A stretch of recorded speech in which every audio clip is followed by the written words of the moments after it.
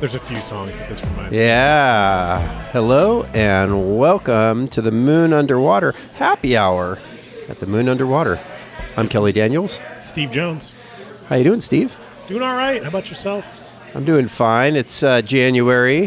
While we're recording it, and I believe it'll still be January when this drops, so it's 2024.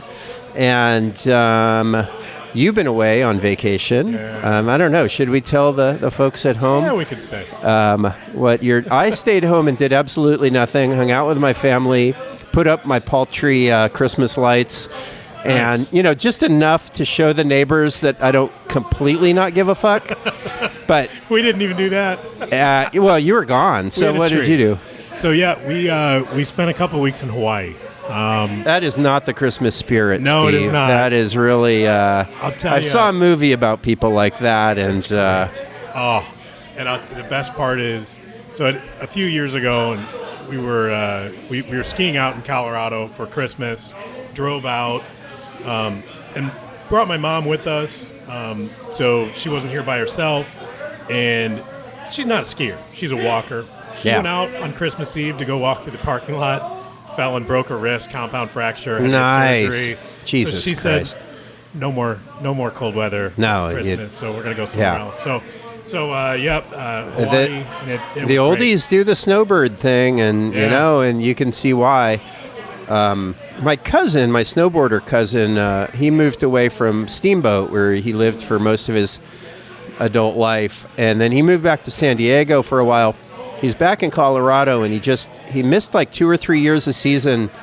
And I just saw his video on Facebook of snowboarding and Steamboat, and it was good to see him back in the saddle. It's also good to see somebody in their 50s shredding. You can ski for a pretty long time. Oh, yeah. There's a guy that randomly ran into and is now, I consider him a friend. I've talked to him a few times, skied with him a few times. He rides, and he's I'll bet he's in his early 60s, and he can absolutely shred on a snowboard. Yeah. And he happens to be from the same hometown as my dad, of 1,200 people in the middle of nowhere in South Dakota. Wow. So, pretty cool. That is pretty cool. Yeah. So, you have to be friends with somebody. That kind of coincidence, it's the universe sort of saying, you guys got to hang out. Yeah, so he's shown me around a few places out in Colorado. His home mountain where he spends pretty much, I'm going to say most of the winter is Keystone. It's a great place. Yeah. So, anyway. Very nice. So today is going to be exciting for me because you're going to lead the discussion. You came up with a subject, and I didn't do any research, or I did send you that. Link. I sent you that link for that short little blog read on air. We can bring that up whenever it becomes time to do it. But let me just turn it over to you. Yeah. What's the subject? Subject is beer. We're sitting here right now, great bar in LeClaire. We are drinking PBR. PBR today. Okay. Yeah. I think 20 years ago I might have died if somebody told me I was drinking PBR. Yeah, you were a beer snob way back when. I am a little, I think, but I do like PBR. Yeah. The hipsters took it over, and then made everybody realize that it was actually pretty good. I know. I have a theory on how PBR became the hipster beer. Let's hear it. So, I've never heard anybody else articulate this, but it makes sense. I was in San Francisco in the early 90s, and that is when a certain movie called Blue Velvet came out. Do you know Blue Velvet? Early David Lynch film, and considered one of the great masterpieces of that era. David Lynch. He did Twin Peaks. Yeah. So Blue Velvet is super fucked up. Dennis Hopper. And Dennis Hopper at one point, Kyle MacLachlan is the yuppie, and he drinks Heineken. Oh, yeah. Remember when Heineken was the go-to for... Totally. And then Dennis Hopper takes him out drinking with all the crazies, and he's out of his element, and Dennis Hopper's like, hey, what are you drinking? Heineken. He's like, Heineken, fuck that shit. And then he orders Pabst Blue Ribbon from the... And after that movie came out, I swear to God, every little hipster dive bar started selling PBR and all the like cool people with tattooed faces and stuff like that. Yeah. This is the 90s. That was the version. Now it's like beards and something, but back then lumberjack look. The lumberjack look. We're probably past that by far, but yeah. I'm not either. I'm just assuming it because it's been going on for so long. The hipster look. But that's what I think. I think it was Blue Velvet that made PBR a hipster beer. Okay, I want to start at the very beginning for you because I remember very vividly my first beer at a concert, and my first beer at a bar. So I want you to walk me through yours. Oh, boy. Okay, my first beer, I don't think I ever had a first, like, I had a sip of beer from, I'm sure that it was my uncle. My crazy Uncle Garrick, and crazy was like, everybody's like, oh, we mouse off at Thanksgiving. That's the... Yeah. This was a guy who was really certifiable toward the end, and I've written about him. But when he was young, or when I was a kid, and he was kind of a parental figure to me and my cousins, and, well, he's literally the parent of my cousins, but he was a wild guy, this tall Swede... Yeah. And tough guy, 1960s, played guitar, good looking, big Black old leather jacket. He kind of was a leather jacket guy. Yeah. No, mostly like big old boots, like work boots. He was like a construction guy, but I mean, I guess now that doesn't strike me as cool. But when you're a little kid, it was cool. Oh yeah, it looked tough. And long hair and like, but he would take us hiking and stuff like that. He toward the the end of his life got very sad and very abusive, and he was a sex offender and all kinds of bad things. But early on, when he was younger, the booze and the LSD and stuff that he took hadn't quite ruined him, because he was nuts at the end. He was like a hardcore wake up and start on the hard bottle and drink all day. And let this be a lesson to you kids, right? Oh, it was brutal how his life went, and I'll even tell you about his death. It was a really dramatic. But he would take us on these hikes. And he had this crazy imagination, and he would tell us, like, oh, that's a crashed spaceship, that fallen cedar tree. And we would go, like, wow, really? Oh, I guess it is. We were that. How old? Oh, probably like first grade, maybe before that. Like really little. But he would always have he would produce like these cans of Coors out of nowhere. Like no matter where we were, how far from home, he would just like produce this can of Coors. And back then, this is going to age me, or date me, I guess that's what they called. It was the pop tops where you actually pulled the little metal thing off and then throw it on the ground for somebody to, and that's the Jimmy Buffett stepped on the pop top. It was that. Yeah. Yeah. So he drank those, and at some point, not when I was like in first grade, but way too young to be drinking, he would let us, not first grade, but, it was a little later, but I do remember, slurping on beers, and he would let us each kind of have a guzzle. And that's the first time I tasted it, and it was like, whoa. When you're used to soda and like things that are sweet, and then water, and that's kind of it, then your first drink of beer, or even a watery beer like Coors, it was like, Banquet? whoa. I'm guessing it was Banquet at that, if it's the pop. Yeah, it was Banquet, and it was, so I remember that first flavor, that just how strange, and I thought, ooh, this is like what adults do. Yeah. They drink stuff that tastes weird and kind of gross. So I think that was the first time. I can't remember the exact space, but yeah. And, there, I don't know. That essay I wrote is not, I don't think it's available.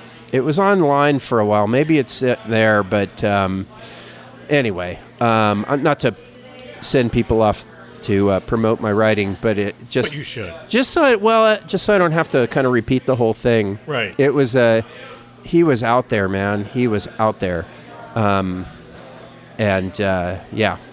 All right, so I'm pretty sure I remember my first beer. I don't know. I say that knowing that I drank before that, but that it was I drank before. Did you drink a full beer your first time? It's part of the story. You threw it away, didn't you? I know. The first time somebody gave me a full beer, I had to fake it and had to throw it. And they could tell by the way it hit that it was still full. Mine was in a bottle. That was sort of a problem. I had to figure out how to dump it. So mine was I was a freshman in high school in the Chicago suburbs. I keep wanting to get like a bell for one of the sound effects so I can ding when I say like the name of a business or where I went to school as an example. Wonderful St. Charles, Illinois. Go Fighting Saints. St. Charles East now. I should do, let's see, what's this one? They're the applause. Did that do anything? I didn't hear anything. So. Might need to find it out. We're killing people with sound effects right now. It's no, let's not. Oh, I turned down the volume. Yeah. Wait, let's try it. Yeah. Did you hear it? I did. I didn't really. Oh, yeah. There it is. That's okay. Yeah. Okay, we'll come up with a better one. With a bell at some point, because that's so. I swam, and I didn't realize what sort of a fraternity swimming was. Like that was not to be taken lightly, and I was I was like, sure, I'll swim, why not? And there were like hazing rituals. And I was not subjected to most of them because I had a cute older sister.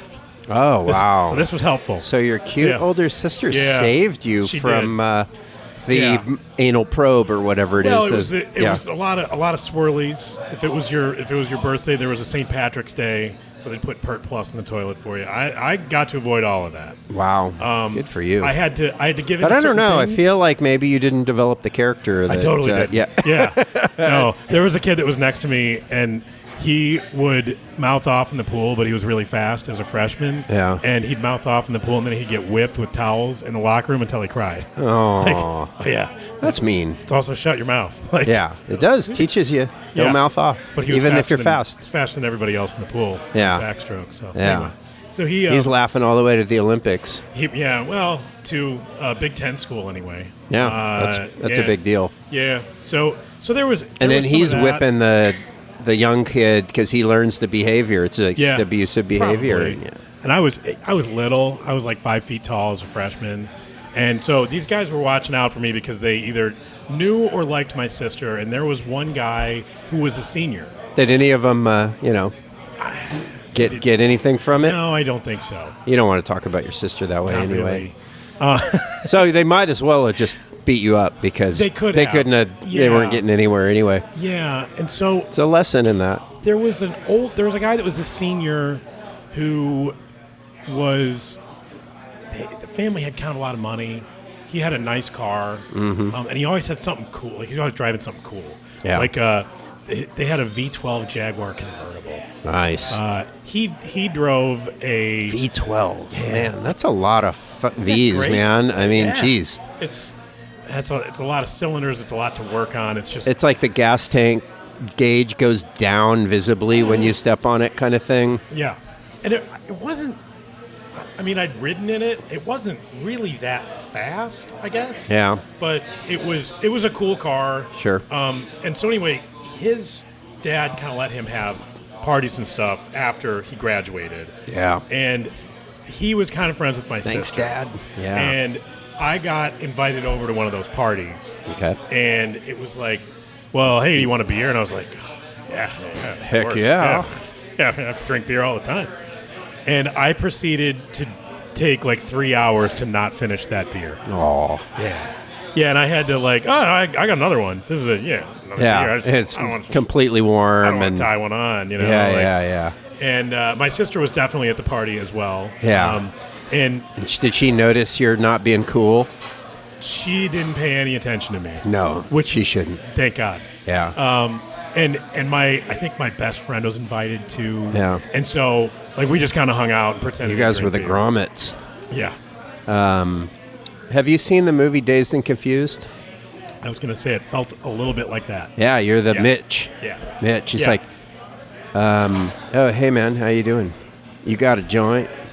Be a lot cooler if you did. No, man, no, not on me. Be a lot cooler if you did. Yeah. We were trying to be so cool. Oh, my God. Yeah, so that was that's the first beer that I remember. Yeah. Okay. Nice. Second question. First beer to concert. Ooh. Oh, man. I don't know if I know this one. I went to, my first concert was Motley Crue. Oh, that's cool. That is cool. I should have gone to this thing called the US Festival. I was maybe a little bit too young for that. But some of the people I went to high school with went to it. This is a California thing, and it was Judas Priest and Iron Maiden and Van Halen. And it was this 3-day thing. There was like the more rock, like Journey and Boston and all those prog rock band or whatever that's called. Yeah. And then there was a metal day, which blew everybody. That was the best day. That would be so And great. I believe this was like the beginning of the surge of metal as being a big thing. But I didn't go to that. This whole setup is that I didn't go to that. I went to a Motley Crue. I certainly wasn't old enough to drink, so I didn't drink at the bar, or at the concert. But there was the tailgating kind of hanging out, sure. and I don't know if I drank at that one either, because I don't think I drank then. I didn't really start drinking until high school. But I know I drank at a Twisted Sister.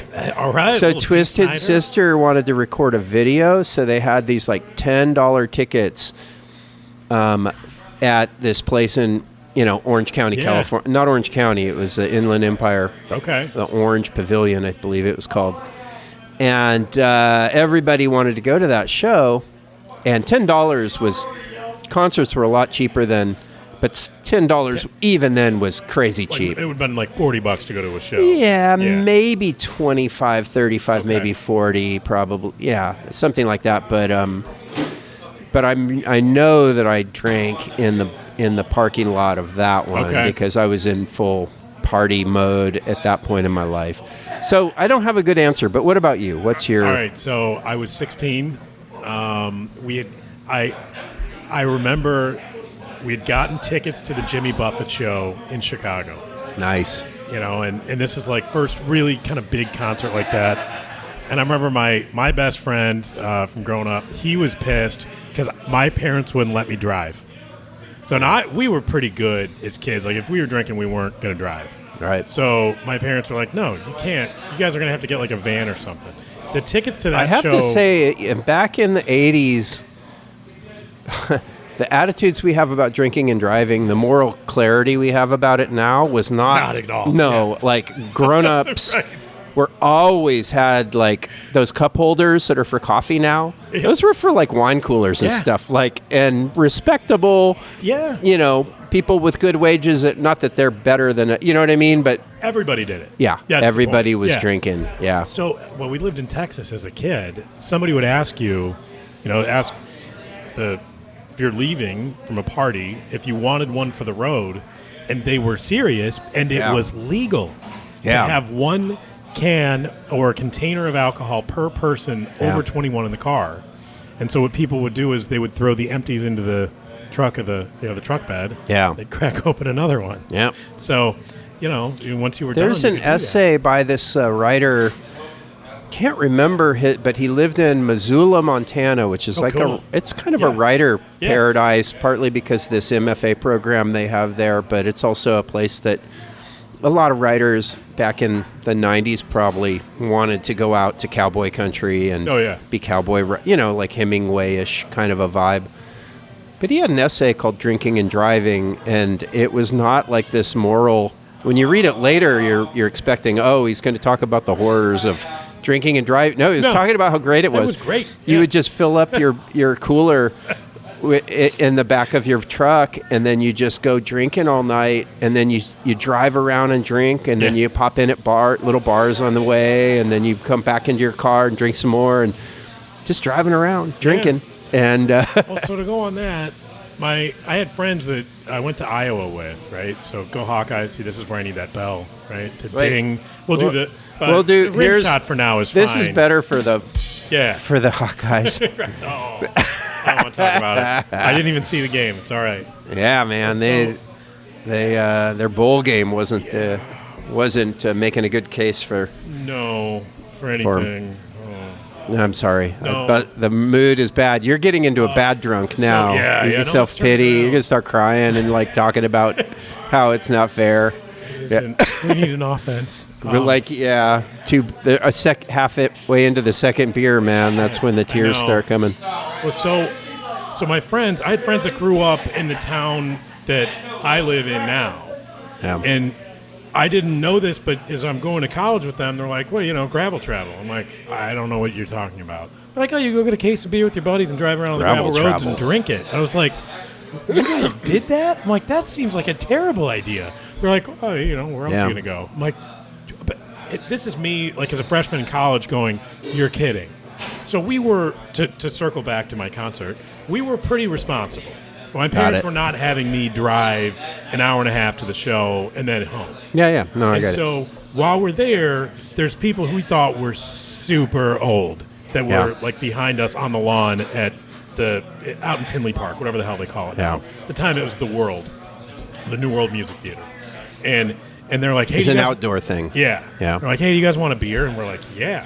That's of course, right? So wait, were you allowed to bring beers into the show? Oh, No. they snuck them in somehow. No, they were going to go buy one for us. Oh, that's nice. But then, so they're leaving, and my buddy's like, wait, do they want us to pay? Like, we had no idea. Yeah, We didn't know how much they cost or anything, right? Yeah, you're sketched out. And then they came back, and it was like, oh, yeah, it's $5. And then, like, I think 3 of us split a beer, or 4 of us. Aw. Like, it was... Pathetic. It was pathetic. Yeah. It was really... It was one of those, like... Okay, this could have been a lot better. I did make that right a few years later. So okay. I drank a lot of beer at the New World Music Theater for Paul Simon and Bob Dylan. Yeah. They played a duet show. Yeah. I was supposed to be the DD, my friend's mom's car, and I had a beer in the parking lot, which was unusual. I think I was 20 or 19. My friend had a fake, and it was his mom's car. And he's like, all right, so let's go in. And I was like, all right, are you going to get any more beer? He's like, you know what? Whatever, dude. You can just take my ID. And I was like, okay. And Paul Simon opened, and Bob Dylan was like, and then that's when they played the duets. I passed out for the duets. Wow. I made it about halfway through the show. Wow. I had a shirt, but I had a balloon. It was a good one. I spent a lot of money that day, and they did not. Nobody cared. I mean, I had the word. It looked nothing like me. It said I was like 6'3", and from I think California, somewhere far away. That It's nobody would know. Mick. What's that guy? It's not super bad. It's one of those movies where McLovin. Yeah, McLovin's Superbad. ID. Yeah. Yeah. That's pretty good. In Hawaii, I saw people with just that shirt on, and some locals that just had the shirt of. Oh McLovin yeah, driver's license. nice, Great. McLovin. 21-year-old Hawaiian organ donor. Well, bummer. So it doesn't sound like you really care that you missed part of the concert. No, Seemed 'cause like just the story is. Yeah, I saw Bob Dylan a couple times later, and it turns out Bob Dylan just doesn't really have the pipes, Oh yeah. Like kind of, but he can write, right? Yeah. Like he's really. So one of my old professors, he was a music guy, Stuart Dybeck. Wait, that's a. Yep. Yeah, that's a that's ding right there. That. Think of it as a bell, not a. It's not funny, but it's a name drop. But he talked about music a lot, and he talked about Bob Dylan, and he said he's not a singer, but he's phrasing is amazing. Like it's what he just emphasizes odd places in the song. And so when you listen to it, it's very appealing, and it's not like, oh, anybody could do that, but you can't say he's a good singer or a great singer or anything, but yet you love it anyway. And I guess the phrasing is the technical term that I throw out there. I like that. Yeah. Almost like the cadence of how he's talking. Or Yeah, singing similar thing, the cadence, yeah, man. Cool. Right. I remember having a really good time at the first Lollapalooza. Those were crazy. And the Butthole Surfers were there. Maybe somebody's going to like do their research and find out Butthole Surfers weren't there the first time. Maybe it was the second year. But it was... they were never there. They were never, yeah, I dreamed it all. Made it up. There was something called the Gathering of the Tribe. Here's a good little beer story. I served beer at this thing called the Pacific Amphitheater, Orange County, California. And it was a place where there was concerts, and I was one of the guys that stood there selling the draft beer. You know, you have a keg, and it was fun. It was very Carnival Barker, kind of like I was yelling at, "Hey, beer, get your beer!" And at first I was in the back where you just sit there pouring cups, solo cups full all day, and then they'd grab them. And then I was at the front. At the front, you had to be able to add, like, in 50-cent. Kind of like, I think it was like $4.50 for a beer, and then you got like 50-cent tip you were hoping for. That was sort of why they made it that way. I get it, yeah. But not everybody could do. But then I went to the not everybody could manage the math. Right. But we got to go to the concerts free if we. That's kind of great. I think I don't know if we got. Yeah, I think we got free tickets, just free passes. But I went to the Gathering of the Tribes that had the Cramps and Body Count, which was Ice-T, and Soundgarden. Oh, yeah. And I went backstage. Now, I had this like little pass that was for like a VIP beer tent because sometimes we would actually work that. And so they just gave us this pass so that we could do that. Yeah. And but it did not get you backstage. It had nothing to do with backstage. Okay. But I was so hammered and full of like confidence that me and my buddy, who I helped sneak in because I knew how to get into the concert because I knew all the little spots. I'm like, go to this place and just sneak through. So he got in, and then I got off work, and then we went and saw the show. And afterward, I just walked up, and there's this big old bodyguard, this giant guy, and I just like showed him my completely bullshit pass, and then just put my hand on his shoulder, had to reach up really high and just kind of gently pushed him aside and walked through. and he moved. Oh, he totally did. It worked. It was just confidence. Yeah, drunken confidence. Yeah. And walked in, and there was no party going on whatsoever. It was just different bands. That's why he let you in. Probably. There's no party. Yeah. Each band had their own little trailer. Yeah. They weren't hanging out together. They weren't partying. They were just walking around looking to how to get the hell out. And, now that the thing was... they want to be done. And I talked to a couple of guys, including Ice-T. Okay. And I said, hey, man, and I got a picture with him, and I have it somewhere. And I didn't know it. He was really nice, really smiley and jokey. And he put his arm around me and got the picture... And, of course, right before the picture is done, he did, like, the super mean face. Yeah, the mean face. And then I didn't realize it until I looked at the picture after it got developed. This is how long ago it was. You have to develop photographs. And his shirt said, no head, no backstage. So what's he saying about how you got back there? Apparently, it did seem a little suspicious. That's pretty fantastic. Yeah, anyway. So there's that. So you had three questions? I had three, and then we'll go from there because I have other ones in my head. First beer in a bar. Huh. What is my first beer in a bar? That part of my life seems a little fuzzy, I have to say, and it was certainly when it was like a fake ID thing. Okay. And I had a fake ID that got taken away pretty quickly. Like it worked at some point, but then it got taken away because the guy that I got it from was like 4 inches taller than me, and it just basically I just went to a bar where they gave a shit. And it was like a place where you had to line up to get in, and it was just popular on a Friday night. That's the problem. And just like thinking now, I'm like, oh no, if you just go to certain kinds of bars, nobody gives a shit. They don't care. Yeah. But those weren't the bars you wanted to be at that. I guess not at that point. Right. Yeah. I do remember really early on seeing my old teacher. I was probably 21. And this was my drama teacher, and I was a drama kid for a little while, and then I became a degenerate, and my drama teacher just like excommunicated. Oh, yeah. Totally. Wouldn't even let me do the first cut of the audition. Wow, like, really? And I went from he told me and these two other guys, hey, you three, you're going to be my stars for the rest of, and I was like in 10th grade, be ready for, And you're like, you're going to be definitely ready. And then I was just like a stoner by the next year, and he was just like, took one look at me and like, nope. Squinty-eyed Kelly looking over to the side of the stage going, line?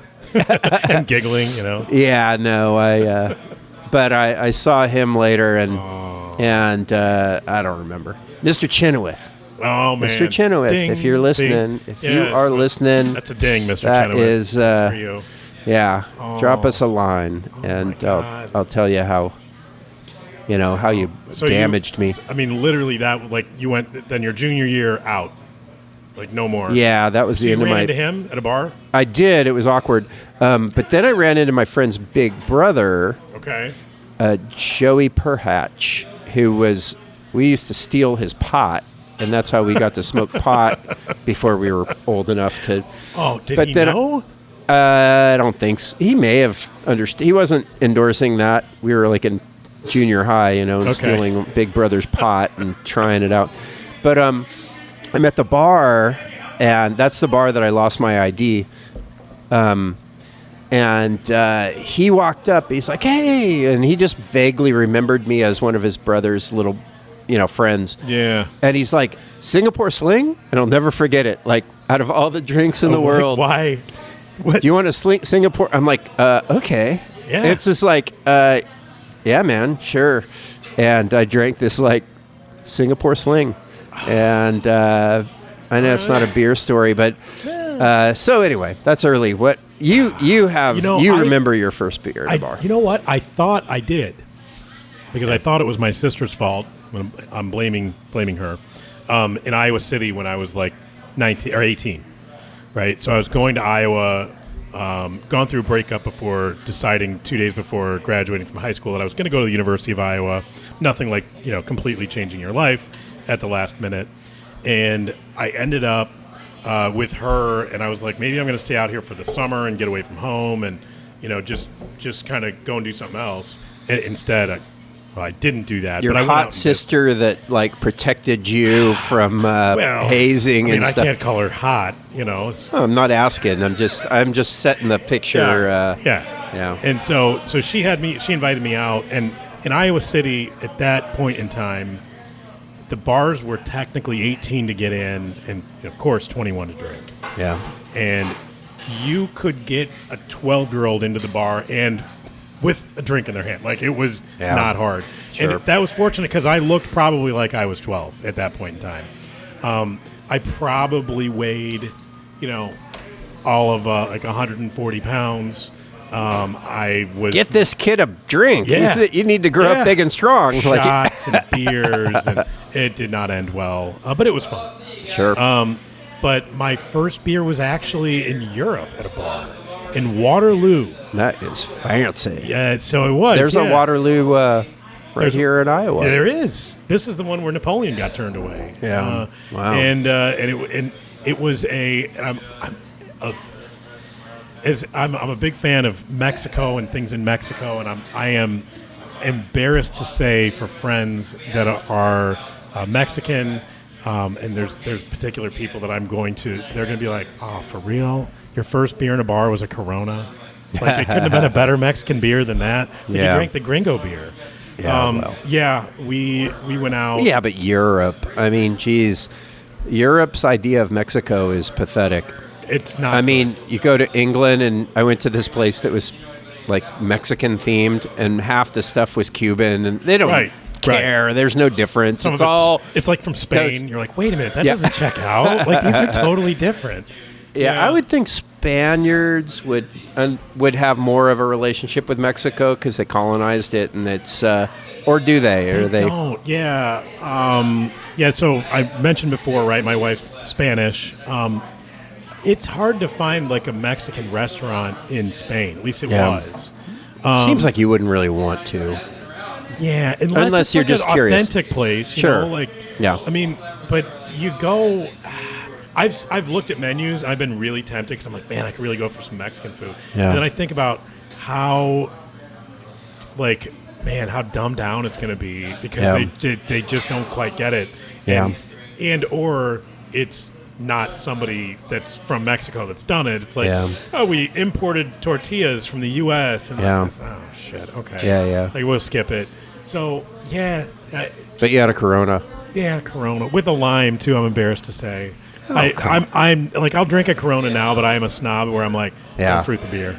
There was those old commercials, the Miller Lite. It was like, man law, and one of them was, don't fruit the beer. Yeah. I may have said this before, but I knew this bartender who would order like tequila or something. She liked tequila, and she was, but when the bartender asked for, salt and lime, and she would just hold her hand up and say, no toys, please. And I thought, wow, that's how you drink. You don't fuck around with that, and you make it, you call it out as childish. Yeah. And I like it. It's fun. All right, so what is your favorite part about beer? It could be anything, right? It could be like the experience that we're having right now where, that's kind of a fun atmosphere on a Wednesday night. Yeah. Happy houring. Could be anything. What's like your favorite kind of beer fueled thing? Yeah, I mean, I think there is just something, you're feeling good. You're okay. We haven't gotten into the bike riding thing, and you're talking about the gravel roads and all that. I feel like these long bike rides are just excuses to drink beer all day. Yeah. And you do it in a way where you're burning through it enough to where you don't just get tired and burned out. And, right. But there is something about, having ridden your bike for 25 miles or whatever and maybe gone up some hills, and then you're with friends. You've earned that and then beer, you finally get to the stop. And then there's the going to a bar, which is a lot of fun. Yeah. But there's also the spontaneous, this is a beautiful spot, look at the river that goes by, or whatever it is, some kind of viewpoint, you're up on a hill. Hey, let's all stop here and break out a beer. And it tastes so good, and it feels so good, and just the pop of the can or the bottle, it is great. And it just harkens good times. And and it's, they say, somebody said, here's a name drop, it's Joe Bonomo, a writer, and he said this when I was actually recording my first podcast with him. But anyway, Joe Bonomo. But he said that, and he got it from somebody else, the peak of your buzz is when you've just finished your first beer and you haven't sipped the second, but you're contemplating it. Yeah. Like, you have a buzz, and you're, and that's, and so I do love that. And it's obvious that we're going for the bright side of drinking. Absolutely. It can, for right now. It can also before I shit all over millennials, but we'll take that. Oh boy. Okay, let's do that. In a minute. But yeah, it can get, the journey can get dark. And it's usually a couple beers, So I used to golf, and I finally gave it up. I continued the drinking but stopped the golfing. Yeah, that was the excuse wasn't even worth it. It wasn't even worth it because I was that bad. But to like some degree, you get a little better with every beer up until maybe 3.5 or 4 beers, or depending on. You get more relaxed. It's off a cliff. Awful. No, I know what you mean. And so there's some amount of beer that is great, and then beyond that point, which you never know what it's going to be, is horrible.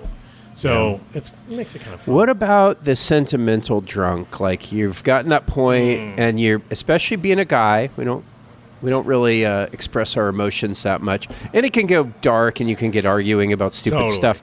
But you can also, man, the "I love you, man" thing. Yeah. Like, you almost choked up there. I did. Yeah. It feels embarrassing to think about after, but you also are kind of glad you did it because it's not shameful. It's like, I did express something true, even though I wouldn't normally say it. And yeah. So, okay, my best friend and I growing up, we knew each other forever, right? And there's something that guys do when they drink that when you're not drinking, you do not do. And guys typically don't hug. Yeah. And I went to college, and people are trying to hug me. I'm like, the fuck is wrong Yeah, no, with I'm these not people? a hugger. Like, my buddy at home, I've known him like 15 years. We're good. Like, we don't hug. Leg humping, sure. Yeah. But not, Have at hug. it. Yeah. It's just, yeah. Yeah, take your pick, left or right. But honestly, it just didn't, and I remember thinking for a while that was pretty weird. Yeah. And these are guys that I see now, and the first thing I do when I see them is I gotta hug them. And no beer, no, whatever. So it's kind of good. I was out drinking with a couple of buddies, and we took our bikes out. Yeah. And I'm not going to name them because... they live around here. Yeah, I don't think they would want to be named. And not that they did anything shameful, but it was a really fun night. And we were just out on our bicycles drinking, and we just kind of... We were at it for a long time. It was like a slow burn and then a fast burn. And Shane McGowan had just died, the lead singer of the Pogues, the great punk traditional Irish band. And so we're listening to a bunch of music out on the levee, overlooking and Rock Island, looking at Davenport. Yeah. And we were just like listening to all these songs, and then we're just like one song after another, one beer after another. Then we decided to kind of finish it off at a bar, and then we go to a little bar called Devin's Complaint Department. We're gonna hit their bell at some point. Devin's Complaint Department, and I ordered, and I shouldn't have. They shouldn't have let me do the order. I was going to buy a round, and I bought beers, like just old man beer, cans of beer, and then a little shot of Jameson each. Ooh. And the shot was. It just put us into unnecessary. It was deeply unnecessary and harmful to it was like a 5 or 6 hour drinking thing, and we were riding in between the stops and drinking, so you can kind of like recover. That's and how then you remember it, right? And we ride back. One friend's house is right there, and I'm riding with the other friend, and he's behind me, and I glance back, and he just tumbles off the bike path into the bushes or whatever. And I thought, oh man, he's going to freeze to death. It's winter. Yeah. Or some bums are going to, go through his pockets or sodomize him or something. Have their way. So I had to go back and get him on the bike, and it was like teaching a 2-year-old to ride again. I was like running, come on, you can do it. He's like, oh, like pedal. And I push him, and he goes, and he's riding so slow. And I just stayed behind him, and he would like roll it right off, like back in. Anyway, it was brutal. Drunk bike riding it's difficult. It can be, that drunk for sure. I know somebody who was trying to show off doing an endo, grabbing the front card and went forward, face planted. Yeah, just broke his jaw, teeth knocked out, gnarly, broken elbow, surgery, the whole 9 yards. Yeah, he doesn't. Not good. Yeah. No, this guy didn't hurt himself, and he got home. There's another guy that was visiting us in Iowa City when I was in Iowa. He was from a different school. Somebody knew him. I don't know. I just knew the guy's name was Mike. I even remember the last name because of his nickname, and I won't say it. But he was arrested. Wait, what was his name? Mike? Mike. Okay. Mike, not saying your last name. But he was arrested going the wrong way down a one-way street in Iowa City on a stolen bike, and he blew a .33. I mean, he was arrested for DUI. .33. Yeah. That's a lot. That's a lot. Yeah. And he was on a bike. You're almost going to die. Right. Yeah. And so I think this was one of several arrests. Hopefully he has decided to curtail his drinking, because there is the darker side of drinking, as you kind of. I was deliberately painting a rosy picture of the great memories that we have. And we should go with that. We don't need to. It's dry January, which we have obviously done a good job of. Failed. One of my Facebook friends said, it was like yesterday or 2 days ago or something. She goes, "Well, I'm not supposed to put the time of this early January," and And she goes, "Hey, all of you doing dry January." She's really funny. She got it just right, but I'm not going to do it right. She's like, "Oh, you doing it? I beat you. I didn't. I did the whole thing in 4 days." Something like that. I like it. It was funny. That's good. Yeah. So I want to turn the question now. So we have a lot of good memories of just hanging out, drinking beer. Yeah. One of my favorite things with beer, I guess, and I guess I haven't told mine. I like that it kind of brings people together, right? Like you can have a good time with people you don't necessarily know. Yeah. Things can get out of hand, but keep it light. There's a long tradition of human species, like they were making beer and stuff in like Neanderthal days or whatever. Yeah. So it's part of it's a ceremonial thing of getting it. It basically makes it easier to talk to people. It does. You get more relaxed and. So I'm going to say this next thing as, me sort of being between generations, though I consider myself firmly in Generation X. And I can thank my sister for that because she is older than me. And she got you into the... She got me under. Yeah. Right? So otherwise I would be a millennial, and I can understand millennials. But my question is this. What the fuck is wrong with millennials? Oh, my gosh.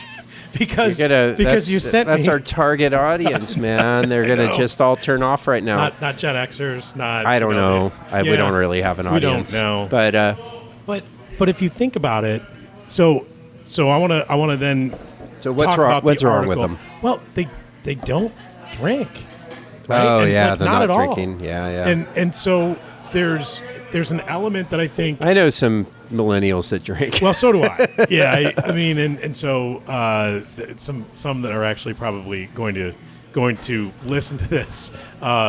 People that I've known for a long time, people from work. But why is it that the what would you call it that you sent? You sent an article. Okay, so it's Scott Galloway does his blog, and he just has an actor read it live for his. He puts it on his podcast. Sure. So yeah, that. All right, so you want to go through? Yeah, well, we just refer to it. I guess I can just say that it is. He talks about a study. I heard the same thing on NPR like a month before, so it wasn't like some new idea. But some research group did a study on young people. Gen Z and and millennials are under, maybe it was just under 30, something like that. Or into Gen Z. I don't know what. Millennials. Yeah, maybe that, but they were finding that they don't drink. Like the number of them who don't drink at all, and the amount they drink is way falling off. And they also don't engage in sex. Yeah, like they're not, and all these. All the good there's stuff. all the but all these like dangers are not existent, and so like causes of death of getting in drunk driving car accidents was probably the number one cause of death when I was in high school. Oh, for everybody sure. was Very it was high. Like three people. I had a big high school, but 3 guys died while I was there. I wasn't choking up. I just had a little. Yeah. I mean, it's sad, but it is. But anyway, what was I going to say? So they're not doing these risky things, and yet their suicide rates have absolutely shot up. Because they need to do risky things. Is the moral of the story? That was what he was getting at. That it is very to live, you need to take risks, and if you just become so risk averse that you don't leave the house and everything happens on your phone. You don't actually have a girlfriend or a boyfriend. You have